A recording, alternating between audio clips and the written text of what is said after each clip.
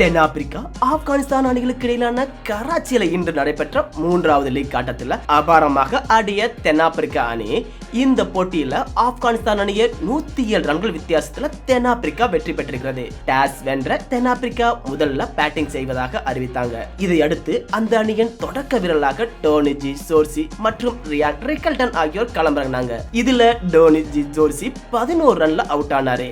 இதையடுத்து பவுமா களம் புகுந்தாரு. Bavuma Rickelton இணை நிதானமாக ஆடி ரன்களை சேர்த்தாங்க. நிதானமாக ஆடிய இருவருமே அரை சதம் அடித்து அசத்துனாங்க. இதுல பவுமா 58 ரன்களை அவுட் ஆனாரு. மறுபுறம் நிதான ஆட்டத்தை வெளிப்படுத்திய ரிக்கல்டன் சதம் அடித்த நிலையில 103 ரன்ல அவுட் ஆனாரு. இதையடுத்து மார்க்கம் வெண்டர் டுசென் ஜோடி நிதானமாக ஆடி ரன்களை சேர்த்தாங்க. இதுல வெண்டர் டுசென் அரை சதம் அடித்த நிலையில 52 ரன்ல அவுட் ஆனாரு. இதை அடுத்து களம் கண்ட மில்லர் 14 ரன்ல அவுட் ஆனாரு. மறுபுறம் அதிரடியில மிரட்டிய மார்க்கம் 33 பந்துல அரை சதம் அடித்து அசத்தினாரு.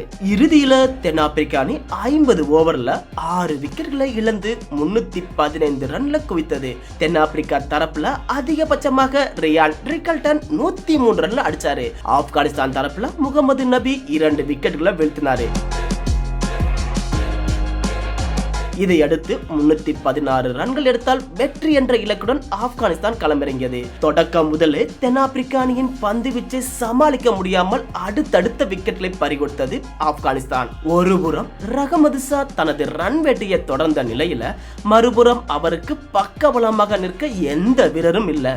ரஹ்முல்லா குர்பஸ் 10 ரன்னிலும், இப்ராஹிம் ஷா சத்ரான் 17 ரன்னிலும், செடிகுல்லா அடல் 16 ரன்னிலும், அஸ்மத்துல்லா உமர் சாய் 18 ரன்னிலும், முகமது நபி 8 ரன்னிலும், குல்படின் நைப் 13 ரன்னிலும், ரஷீத் கான் 18 ரன்னிலும், நூர் அகமது 9 ரன்னிலும் அவுட் ஆனாங்க. கேப்டன் அஸ்மத்துல்லா ஷகீதி ரன் எதுவும் எடுக்காமல் டக் அவுட் ஆனாரு.